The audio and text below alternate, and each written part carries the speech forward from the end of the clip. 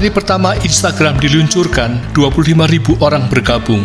Setelahnya, bak air bah yang tak pernah berhenti mengalir. Pendaftar terus bertambah dan bertambah. Ini tentu menjadi prospek cerah di kemudian hari. Dan inilah fakta hitam putihnya Instagram, satu dari 5 platform sosial media terbesar yang paling banyak digunakan di seluruh dunia.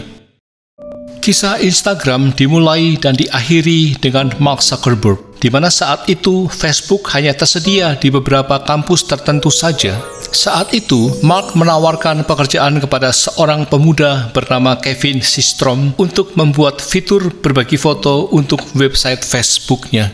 Kevin Systrom merasa tersanjung atas tawaran ini, tetapi menolaknya karena menuruti nasihat mentornya bahwa Facebook hanya akan menjadi tren sesaat. Alih-alih bergabung, Kevin malah pergi ke Italia untuk kursus fotografi sesuai cita-citanya. Di kursus itu, ia belajar banyak yang kelak akan memainkan peran penting dalam membuat Instagram. Sekembalinya dari Italia, Kevin memutuskan untuk magang di perusahaan teknologi lain bernama Odeo, yang kelak berubah nama menjadi Twitter. Di sana ia bersahabat dengan Jack Dorsey yang mengatakan bahwa Twitter kelak akan menjadi besar dan sukses. Namun Kevin tidak melihat potensi Twitter dan malah meninggalkan perusahaan yang berprospek cerah itu. Tanpa disadari, Kevin melewatkan kesempatan bergabung dengan 2 calon raksasa perusahaan IT, yakni Facebook dan Twitter pada awal pertumbuhannya. Sejatinya, dia telah menyia-nyiakan 2 peluang untuk menjadi kaya dan menjadi bagian dari perusahaan raksasa media sosial terbesar di dunia. Kevin tidak menjadikannya masalah karena kelak dia akan membangun raksasanya sendiri. Dia mulai mempelajari keterampilan baru membuat mobile apps. Hanya dalam setahun, lahirlah aplikasi bernama Bourbon, sebuah nama whisky minuman kesayangannya. Bourbon adalah nama yang menyesatkan karena aplikasi tersebut tidak ada hubungannya sama sekali dengan minuman keras.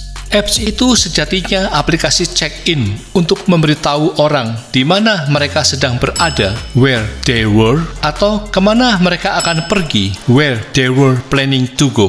Itu semacam aplikasi pemeriksaan atau checking app yang memungkinkan orang memposting gambar-gambar tempat yang mereka kunjungi dan dalam bentuk virtual saat orang bepergian. Jujur saja, memang terkesan membingungkan. Selain namanya, warna yang digunakan pun aneh, yaitu kombinasi coklat dan merah yang tidak menarik. Bahkan situs web seluler atau mobile apps ini belum bekerja dengan baik. Di sebuah pesta yang dihadiri banyak investor kaya, Kevin berhasil meyakinkan salah satu dari mereka untuk menginvestasikan $250.000 ke aplikasi barunya ini.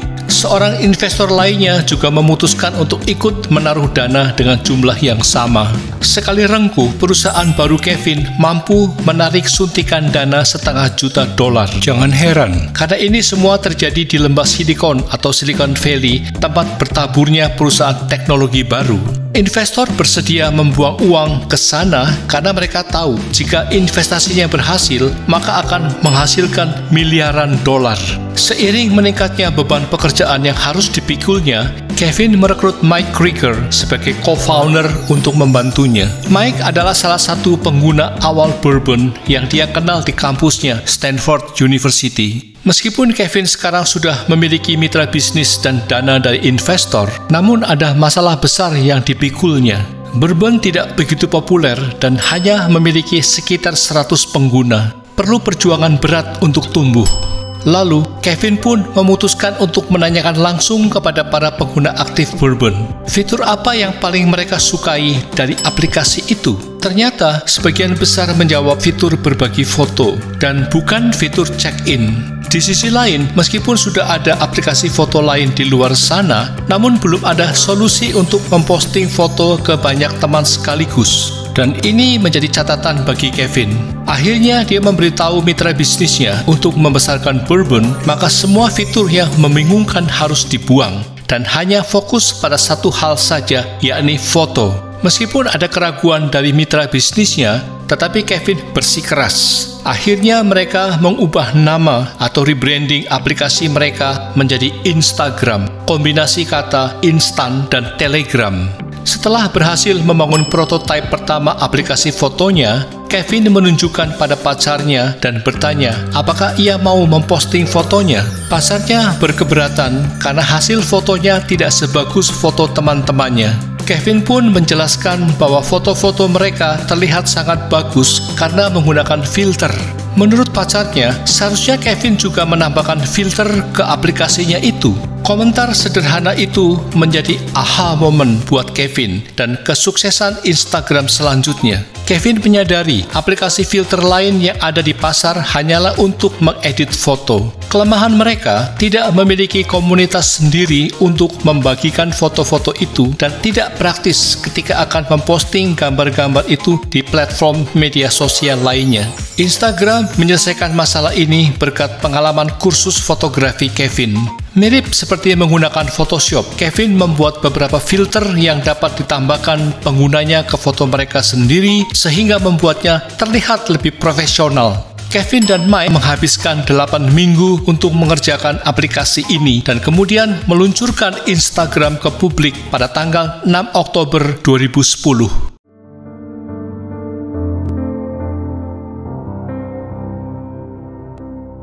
Hari pertama Instagram diluncurkan di App Store, terjaring 25.000 pengguna.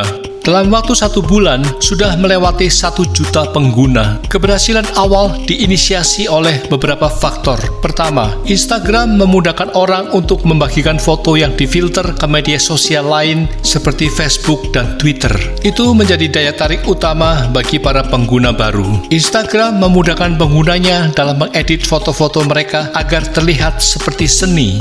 Kedua, timing Instagram untuk melaunch apps-nya sangat sempurna. Saat itu, iPhone 4 baru saja meluncur dengan mengusung kamera baru yang lebih baik, dan Instagram adalah aplikasi fotografi seluler pertama terbaik. Berkat keputusan Kevin untuk mempersempit fokus mereka hanya pada foto. Ketiga, Instagram mengundang desainer dan fotografer dengan akun pengikut tinggi di platform lain untuk bergabung. Ini berguna untuk mendongkrak kualitas artistik aplikasi yang berimbas pada viralnya Instagram. Sayangnya, Kevin tidak siap mengantisipasi hal ini. Akibatnya, dengan cepat server mereka bermasalah untuk semua pengguna baru.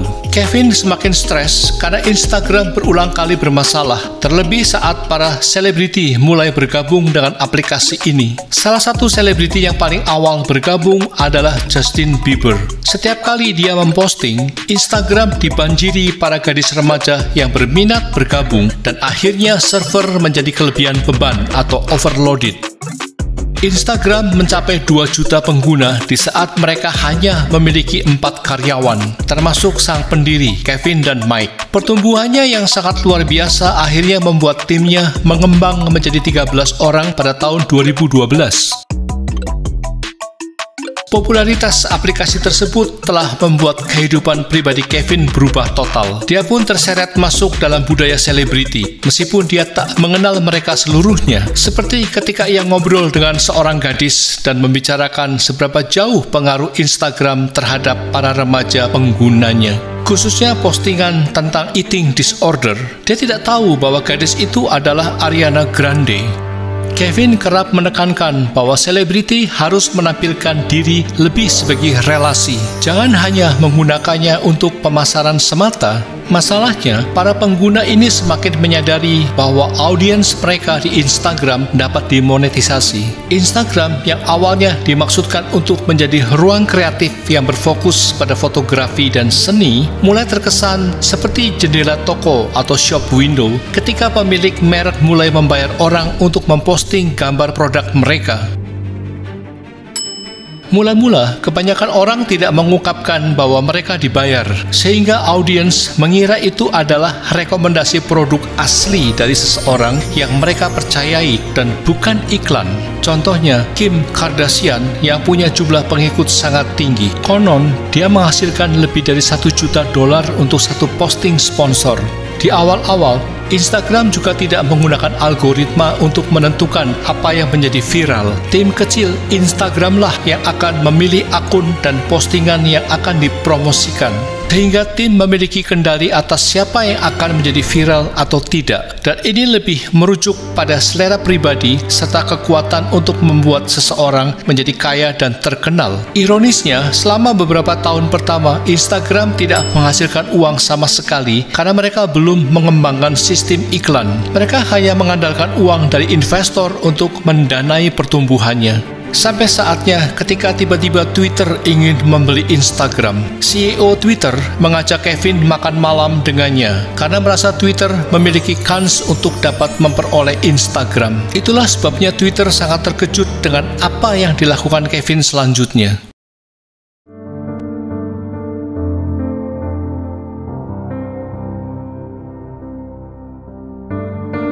Mark Zuckerberg mengundang Kevin dan mengatakan langsung keinginannya untuk membeli perusahaan Kevin dengan tawaran harga $1 miliar.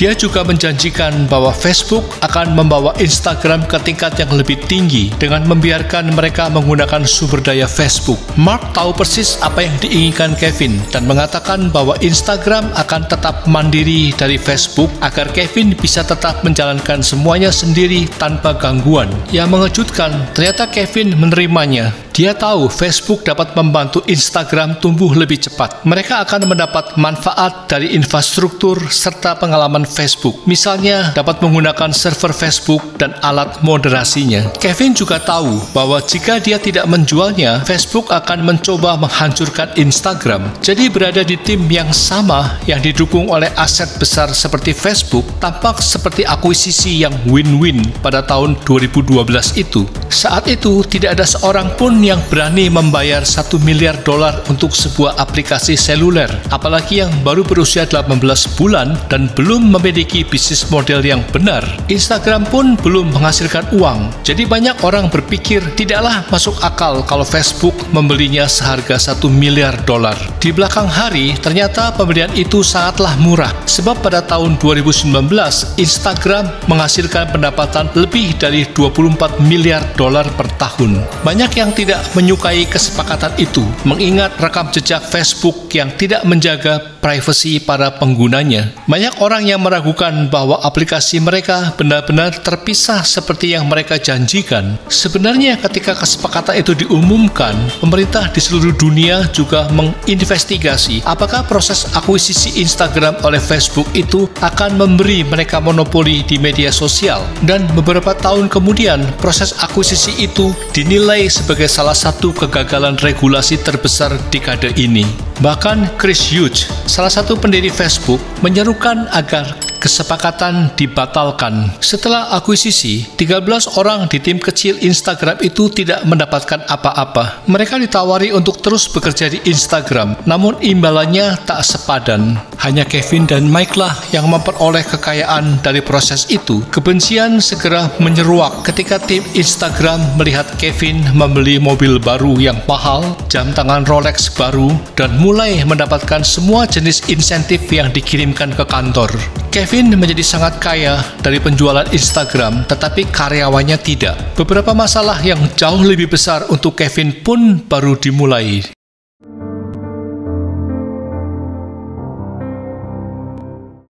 Instagram mengatakan sekarang mereka memiliki hak untuk menjual foto Anda tanpa pembayaran atau pemberitahuan dan tidak ada cara untuk memilih keluar. Protes mulai bermunculan. Setelah dijual ke Facebook, ada beberapa perubahan persyaratan layanan yang menyebabkan Instagram menghadapi masalah yang jauh lebih besar.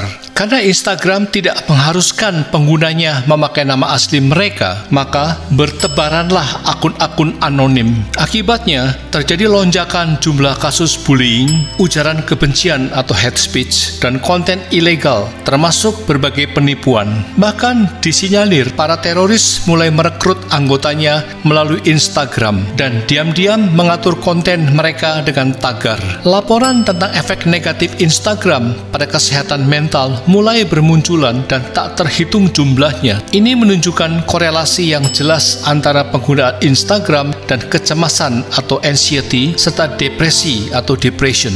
Ironisnya, di tahun 2021, Wall Street Journal mengkonfirmasi bahwa Facebook telah mengetahui selama bertahun-tahun bagaimana berbahayanya Instagram bagi banyak penggunanya. Tetapi mereka berdalih bahwa data dari pembuat undang-undang membocorkan dokumen internal dari dalam Facebook dan Instagram, sehingga perusahaan melakukan penelitian mereka sendiri. Instagram adalah toksik untuk sebagian besar penggunanya, khususnya gadis remaja. Setidaknya 1 dari 3 di antaranya, sebuah angka yang cukup besar. Studi juga menemukan bahwa 13 remaja Inggris yang berpikir untuk mengakhiri hidupnya juga terkait dengan Instagram. Ini adalah hasil dari penelitian perusahaan Instagram sendiri serta beberapa pelapor lainnya. Sejak saat itu, publik menganggap Instagram menempatkan keuntungan sebagai hal utama. Hal ini membuat beberapa karyawan awal Instagram menjadi sangat tertekan mendapati budaya yang berkembang di platform mereka. Mereka mengamati bahwa beberapa pengguna mulai memotret gambar mereka agar terlihat lebih baik atau menggunakan aplikasi seperti Facetune dan Lightroom untuk memutihkan giginya atau tampil lebih langsing atau skinnier.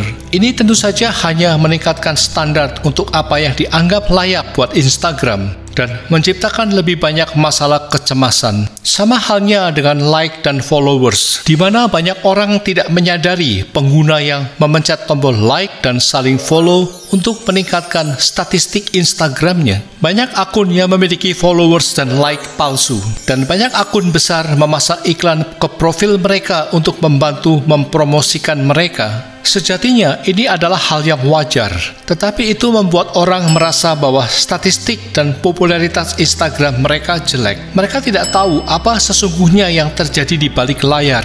Masyarakat mulai menganggap Instagram sebagai aplikasi terburuk nomor 1 untuk kesehatan mental bagi kaum muda. Laporan menunjukkan bahwa melihat teman-temannya terus-menerus liburan dan clubbing membuat kaum muda merasa kehilangan sesuatu. Dalam Instagram, terkesan semua orang menikmati hidup meskipun faktanya itu hanya pencitraan. Orang-orang mulai melakukan sesuatu demi foto Instagram mereka. Misalnya, National Geographic menulis bagaimana Instagram memperlihatkan sebuah tebing fotogenik di Norwegia. Dalam sekejap, jumlah pengunjungnya meningkat drastis. Semua orang rela mengantri agar dapat berfoto dengan pose dan angle yang sempurna. Kita juga sering mendapati beberapa orang bahkan berani mengambil foto berbahaya seperti menggantung di sisi bangunan atau terjun dari ketinggian untuk mendapatkan foto yang bisa viral. Sebuah penelitian menemukan adanya 259 kematian selama percobaan selfie antara tahun 2011 dan 2017.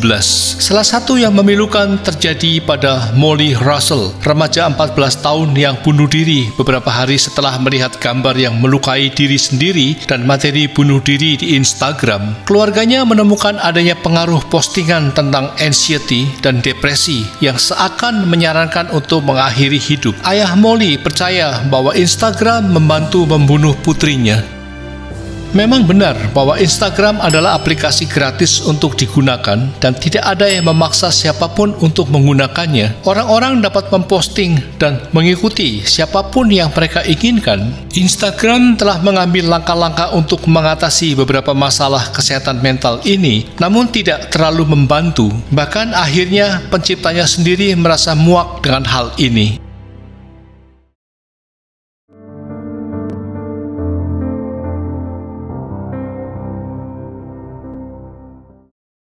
Sebagian besar pengguna Instagram tidak tahu bahwa Facebook dalam tahun-tahun pertama setelah akuisisi masih mengizinkan Kevin untuk tetap menjalankannya sepenuhnya secara independen seperti kesepakatan awal. Namun, tetap ada beberapa permintaan kecil dari Facebook. Misalnya, Instagram diminta untuk mengurangi visibilitas hashtagnya dan mencegah penggunanya menampilkan nama Snapchat mereka. Sepertinya Facebook tidak ingin memberikan visibilitas ke pesaingnya. Zuckerberg juga meminta Kevin untuk memberi kata pujian yang baik untuknya, terutama kepada para pendiri WhatsApp, karena para pendiri WhatsApp itu enggan menjual aplikasi mereka ke Facebook. Itulah sebabnya Zuckerberg ingin Kevin meyakinkan mereka bahwa Facebook tidak mengganggu pekerjaannya. Faktanya memang seperti itu. Tetapi kemudian secara bertahap Facebook mulai terlibat dalam Instagram. Beberapa perdebatan kecil muncul ketika Zuckerberg ingin Instagram mengirimkan lebih banyak push notifications dan email alerts untuk membantu meningkatkan keterlibatan atau engagement. Kevin tidak setuju karena akan mengganggu pengguna. Perdebatan makin meluas saat Mark ingin mengintegrasikan sistem iklan yang ada di Facebook ke Instagram. Dari perspektif bisnis, ini sangat masuk akal. Facebook memiliki infrastruktur iklan yang sangat menguntungkan yang telah mereka gunakan selama bertahun-tahun. Orang di dunia dapat membeli iklan di newsfeed dan target pengguna berdasarkan demografis mereka. Ini hal yang mudah untuk dilakukan di Instagram dan akan menghasilkan jutaan dolar. Tetapi Kevin tidak menyukai ide ini sama sekali. Menurutnya, itu dapat merusak merek dan pengalaman pengguna Instagram. Karena iklan sebagian besar tidak diperiksa dan sering terlihat norak dengan kalimat clickbait. Kevin hanya ingin bekerja dengan sejumlah kecil pengiklan dan membuat kampanye yang dibuat khusus untuk Instagram. Dia ingin iklannya bermutu dan sejalan dengan estetika Instagram. Untuk sementara waktu, Kevin berhasil dan dia menyetujui iklan di Instagram yang secara manual disetujui olehnya, khususnya untuk sejumlah kecil merek besar yang terpercaya. Tetapi akhirnya Zuckerberg menginjakan kakinya ke Kevin dan sistem iklan Facebook terintegrasi dengan Instagram, membuka pintu bagi siapa saja untuk membeli iklan di Instagram. Ini adalah pengingat bagi Kevin. Di Instagram, dia adalah CEO, tapi jelas bukan pemiliknya. Dampak terbesar dari semuanya datang ketika Zuckerberg mulai percaya bahwa Instagram merusak pertumbuhan Facebook. Masalahnya, meskipun pemilik Instagram adalah Facebook, namun platform Facebook di media sosial masih bayi. Facebook adalah kebanggaan Mark dan dia mulai berpikir bahwa Instagram mengambil terlalu banyak pengguna di Facebook. Berkat sumber daya Facebook, Instagram telah berkembang lebih cepat dari sebelumnya. Bahkan melalui aplikasinya, Facebook telah membantu mengarahkan pengguna baru ke Instagram. Namun Zuckerberg khawatir Instagram akan menjadi terlalu populer sehingga menutupi aplikasi utama mereka. Jika Instagram terus tumbuh seperti ini, maka akan menggerogoti Facebook. Kesuksesan Instagram mengambil terlalu banyak dan orang mulai meninggalkan Facebook. Jadi,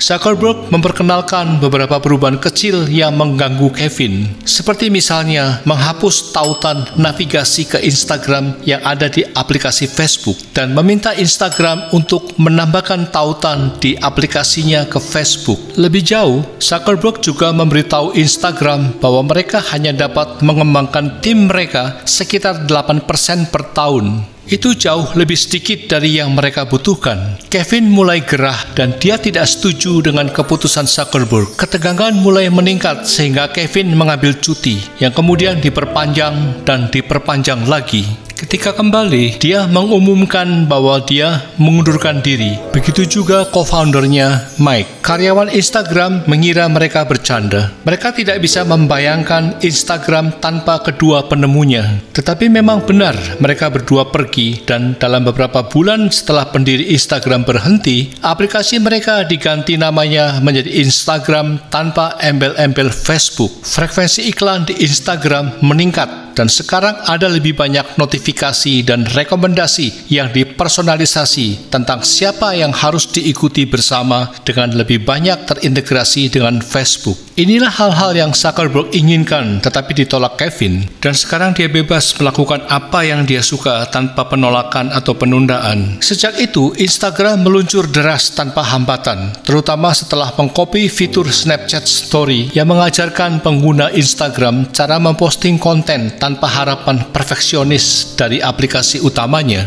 Sementara orang berdebat riuh tentang apakah Instagram baik atau tidak untuk masyarakat, namun tidak dapat disangkal lagi bahwa Instagram adalah kisah sukses bisnis yang luar biasa. Apa yang awalnya dinamai Bourbon, sebuah aplikasi yang membingungkan, menjadi bagian yang sangat berpengaruh dari begitu banyak kehidupan orang di dunia. Ada pelajaran penting yang bisa ditarik di sini, yakni mendengarkan pengguna Anda dan mengambil jalan berputar jika ada sesuatu yang tidak berjalan sebagaimana mestinya, ketimbang membabi buta menyerang keputusan yang keliru dari Kevin. Dan terakhir adalah mengubah citra dan berfokus hanya pada satu hal, serta melakukannya dengan sangat baik. Sudah ratusan minggu Kevin tidak lagi menggunakan Instagram sejak posting terakhirnya. Mungkin dia tersadar bahwa seringkali yang disebut sebagai pengalaman terbaik adalah saat Anda meletakkan kamera di depan Anda dengan benar, sepenuhnya membenamkan diri dalam momen tersebut, dan menyadari bahwa Anda tidak pernah butuh filter sama sekali. Terima kasih dan semoga bermanfaat.